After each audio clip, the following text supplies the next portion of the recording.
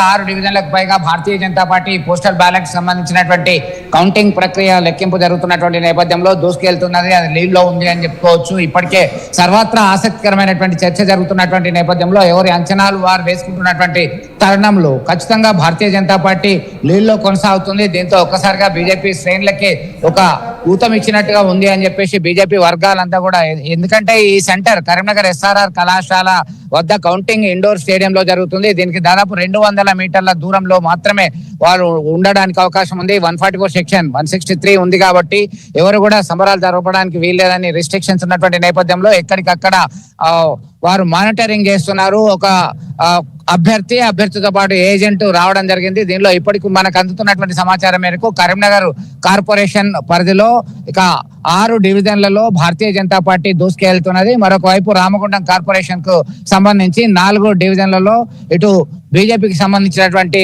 Lead postal ballot కు వచ్చేసరికి దూసుకుపోతుందని చెప్పుకోవచ్చు. ఓవరాల్ గా చూసినట్టయితే ఒక ఆశావాహ దృక్పథంతోనే ఎవరి ధీమాలో వారు ఉన్నటువంటి పరిస్థితి. మొత్తం మీద కొన్ని గంటల్లోనే దాదాపుగా ఈ 66 డివిజన్లకు గాను దాదాపు 30 డివిజన్లకు పైగా 3 రౌండ్లలోనే ఈ కౌంటింగ్ ప్రక్రియ పూర్తి అయ్యేటువంటి అవకాశం ఉంది. కేవలం 10 డివిజన్ల వరకు మాత్రమే 5 నుంచి 10 లోపలనే 4వ రౌండ్కి వెళ్ళేటువంటి అవకాశం ఉంది. కాబట్టి దీనిలో భాగంగా ఖచ్చితంగా రిజల్ట్ తొందరగానే వస్తుంది అనేటువంటి దృక్పథంతో అందరూ ఎవరి ఏర్పాట్లలో వారు ఉన్నటువంటి పరిస్థితిని గమనించవచ్చు. కళ్యాణ్, ప్రస్తుతం అయితే ఒక టెన్సివ్ సిచ్యువేషన్ తో పాటు ఆసక్తికరమైనటువంటి చర్చ జరుగుతుంది.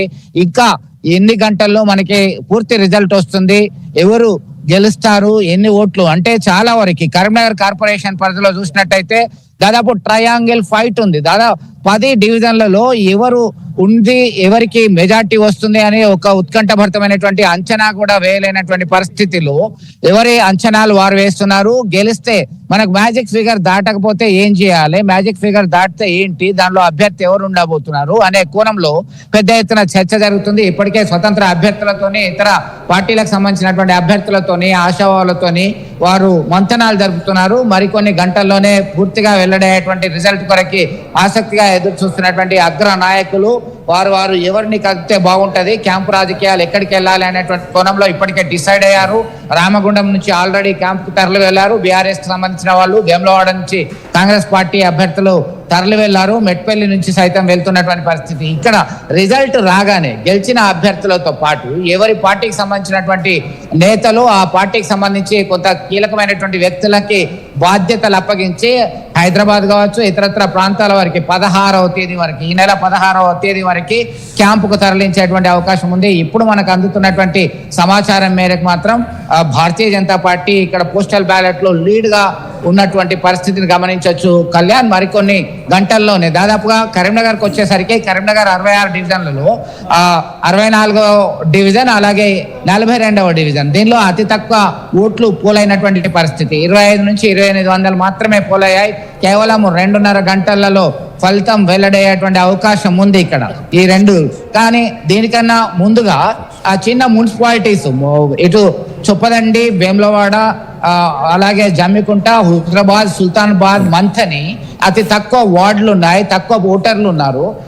రాయికల్ అండ్ ధర్మపురి ఇవి తొందరగా దాదాపు 2 అవర్స్ 2 గంటల లోపలనే, 2 నుంచి 3 గంటల లోపలనే 2 గంటల వరకే అక్కడ ఫలితాలు వచ్చేటువంటి అవకాశం ఉంది. అందరి దృష్టి మాత్రం ప్రధానమైనటువంటి కాన్సన్ట్రేషన్ మాత్రం ఇటు కరీంనగర్ కార్పొరేషన్ అలాగే రామగుండం కార్పొరేషన్ పరిధిలో ఉంది. హంగ్ వస్తే ఎట్లా, అబ్సల్యూట్ మెజార్టీ వస్తే ఎవరిని డిసైడ్ చేయాలి. ఎందుకంటే టికెట్లు ఇవ్వడం ఎంత ప్రాధాన్యత సంతరించుకుందో వచ్చిన తర్వాత మున్సిపల్ చైర్మన్ అభ్యర్థి, వైస్ చైర్మన్ అభ్యర్థి, మేయర్ అభ్యర్థి, డిప్యూటీ మేయర్ వీళ్ళని ఎంపిక చేయడానికి సైతం కసరత్తు చేయాల్సినటువంటి పరిస్థితి రాజకీయ నాయకులకి ఒక వ్యూహాలు వేయాల్సినటువంటి పరిస్థితి మనం గమనించవచ్చు. ప్రస్తుతం అయితే ఇక్కడ మనం చూస్తున్నాం ఇదంతా కూడా ఒక అలర్ట్ గా ఉన్నటువంటి పరిస్థితి గమనిస్తున్నాం. ఇదంతా కూడా ఒక 3 అంచెల భద్రతా వ్యవస్థలో 2 మార్గాలు ఏర్పాటు చేయడం జరిగింది. ప్రధానంగా 1 నుంచి 36 డివిజన్లకు సంబంధించినటువంటి అభ్యర్థులు, ఏజెంట్లు ఒక గేట్ ద్వారా వెళ్తారు. మరొక వైపు 37 నుంచి 66 వరకు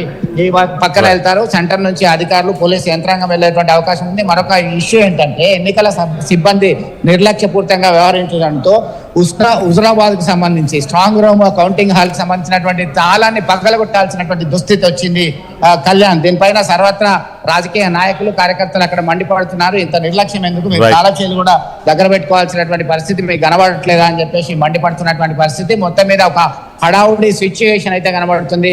రాజకీయ పార్టీలకు సంబంధించినటువంటి నేతలు అయితే ఒక ఆసక్తికరంగా ఎదురు చూస్తున్నారు. ఇప్పుడు వారికి మనకు అందినటువంటి ఫలితాల నేపథ్యంలో అయితే దీన్ని మనం ప్రత్యక్షంగా గమనిస్తున్నాం. భారతీయ జనతా పార్టీకి సంబంధించినటువంటి అభ్యర్థులు పోస్టల్ బ్యాలెట్ లో నీళ్ళలో దూసుకెళ్తున్నటువంటి పరిస్థితి మనం గమనించవచ్చు కళ్యాణ్. రైట్ చంద్రశేఖర్, మీరు అలానే లైన్లో ఉండండి. ఒక్కసారి మనం చూస్తే కనుక ఇంట్రెస్టింగ్ టర్న్ అవుట్ అని చెప్పుకోవచ్చు. ఒక పక్కన ఇటు కరీంనగర్లో కూడా బీజేపీ హవాని చూపెడుతుంది. ఇటు మహబూబ్ నగర్ జిల్లాకి సంబంధించిన లేటెస్ట్ అప్డేట్ ఒక్కసారి చెప్పే ప్రయత్నం చేస్తా. అన్ని డివిజన్స్లో కూడా ఇటు సీఎం జిల్లా అని చెప్పుకోవచ్చు. ఇటు సీఎం రేవంత్ రెడ్డి జిల్లాలో ప్రస్తుతానికి కాంగ్రెస్ జోరు చూపిస్తుంది. ఇటు అన్ని డివిజన్స్లో కూడా కాంగ్రెస్ పార్టీ దూసుకుపోతున్నట్టు తెలుస్తుంది. ఇంట్రెస్టింగ్ టర్న్అవుట్ ఇటు ఉత్తర తెలంగాణకు సంబంధించి మనం ఒకసారి చూస్తే కనుక ఇటు నిజామాబాద్ అలాగే ఇటు కరీంనగర్ ఈ రెండు ప్లేసెస్లో కూడా బీజేపీ పోస్టల్ బ్యాలెట్స్లో హవాని చూపెడుతుంది. ఇటు నిజామాబాద్లో 4 డివిజన్లలో లీడ్లో ఉంది. అలాగే ఇటు కరీంనగర్లో మనం చూస్తే కనుక బీజేపీ 5 డివిజన్లలో లీడ్లో ఉంది. ప్రస్తుతానికి ఇటు సీఎం రేవంత్ రెడ్డికి సంబంధించిన జిల్లాకి సంబంధించి ఒక్కసారి అప్డేట్ కూడా తీసుకునే ప్రయత్నం చేద్దాం. ఇక్కడ ప్రస్తుతానికి కాంగ్రెస్ జోరుని చూపెడుతుంది. ఇటు మహబూబ్ నగర్ కార్పొరేషన్లో హస్తం హవా అని చెప్పుకోవచ్చు. అన్ని డివిజన్స్లో కాంగ్రెస్ పార్టీ దూసుకుపోతుంది. దీనికి సంబంధించి లేటెస్ట్ అప్డేట్ తీసుకునే ప్రయత్నం చేద్దాం. ఇటు మా ప్రతినిధి శివాజీ ఉన్నారు. శివాజీతో మాట్లాడి తెలుసుకునే ప్రయత్నం చేద్దాం. శివాజీ, చెప్పండి, ఇటు మహబూబ్ నగర్లో ప్రస్తుతానికి ఎన్ని డివిజన్స్లో లెక్కింపు జరిగింది అండ్ ఎంత హవా చూపెడుతున్నాయి అక్కడ పార్టీస్లో? ప్రస్తుతానికి వన్ సైడ్ ఉందా అక్కడ, వారు ఎలా ఉంది ప్రస్తుతానికి? ఉమ్మడి మహబూబ్ నగర్ జిల్లాకు సంబంధించినటువంటి దాంట్లో ఒక కార్పొరేషన్, మహబూబ్ నగర్ కార్పొరేషన్ 18 మున్సిపాలిటీలకు ఓట్ల లెక్కింపు ప్రక్రియ కొనసాగుతుంది. ఉదయం 8 గంటల నుంచి కూడా లెక్కింపు ప్రక్రియ ప్రారంభమైన నేపథ్యంలోనే ఇది ఉమ్మడి సీఎం రేవంత్ రెడ్డి జిల్లా కావడంతో చాలా ప్రత్యేకత సంతరించుకుందని చెప్పుకోవచ్చు. మొత్తం మీద అటు మున్సిపాలిటీల్లో ఇటు కార్పొరేషన్ లో కూడా కాంగ్రెస్ హవా అయితే కొనసాగుతుందని చెప్పవచ్చు. కార్పొరేషన్ మహబూబ్ నగర్ కార్పొరేషన్ లో 60 డివిజన్లకు గాను ఇప్పటికే ఒక డివిజన్ 58వ డివిజన్ ఇప్పటికే ఏకగ్రీవంగా కాంగ్రెస్ కు పూర్తి చేసుకున్నది. 59 డివిజన్లకు మాత్రమే ఇప్పుడు పోలింగ్ లెక్కింపు ప్రక్రియ అయితే కొనసాగుతుంది. దీంట్లో మొత్తం మీద ఇప్పటికే 7 డివిజన్లలో కాంగ్రెస్ అయితే ముందంజలో అని మనకు తెలుస్తుంది.